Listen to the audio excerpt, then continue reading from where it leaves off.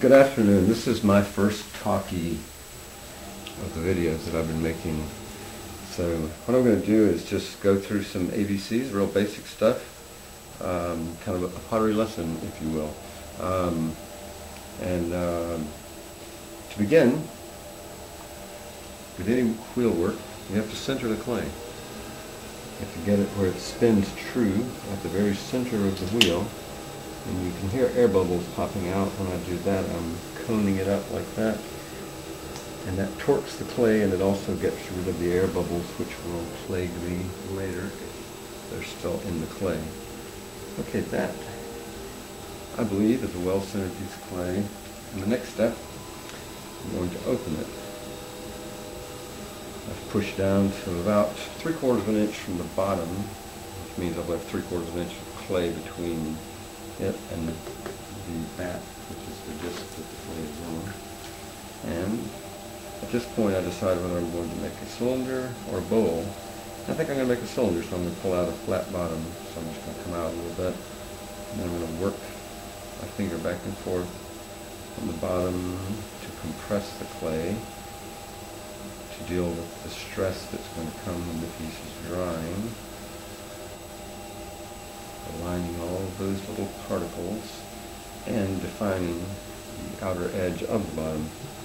Now I'm ready to make my first pull. And when I do that, I take my sponge, finger on the inside, finger behind the sponge on the outside, reach down under there and get some clay, and I'll start pulling up and pushing in, imagining there's a point somewhere about here. And I'm going to imagine I'm pushing the clay toward that point. That's my first pull right there. Okay. And I always dress the lip after each pull so that it stays true. Now I'm going to reach down, get some more clay. I'm going to make another pull. Not too much pressure this time either. By the time I get to the top, I'm just guiding it truly. I don't have any pressure on it. Now I'm going to make a pull where I use my finger to texture the clay as I make the pull. As you can see, it has finger marks now. Adjust the lip. And since it's going to be a bottle, of course, because, you know, that's all I ever make, I'm going to neck it in like that. Bring it up. A little bit of water in there. Still some water in the bottom. This is my throwing stick. And I'm going to go in and start flaring in the bottom. Like that.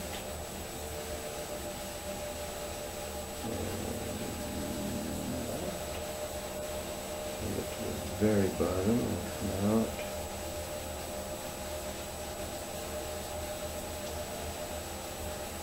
And I'm happy with that. Now I have to get the water out of the bottom. If I don't, it will dry unevenly and crack the bottom. So, now, I'm done working on the inside, so I can go ahead and close it. And I really love making pieces that deny function. I don't know why, but I do. With this, I'm going to get a little bit more shape there. Bring it up and neck it in a little bit more. And then bring it up again.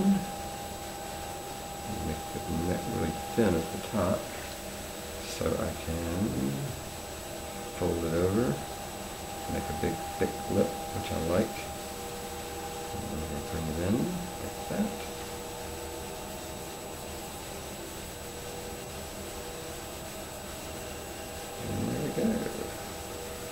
Now, something that I like to do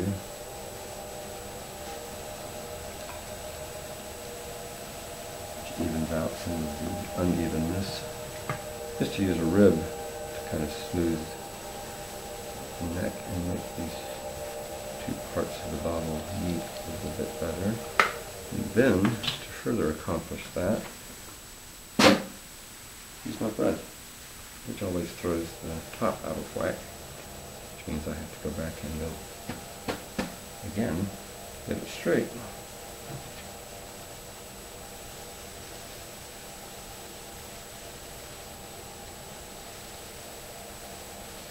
And there we have a bottle. A little bit of a crooked neck. Straighten that again.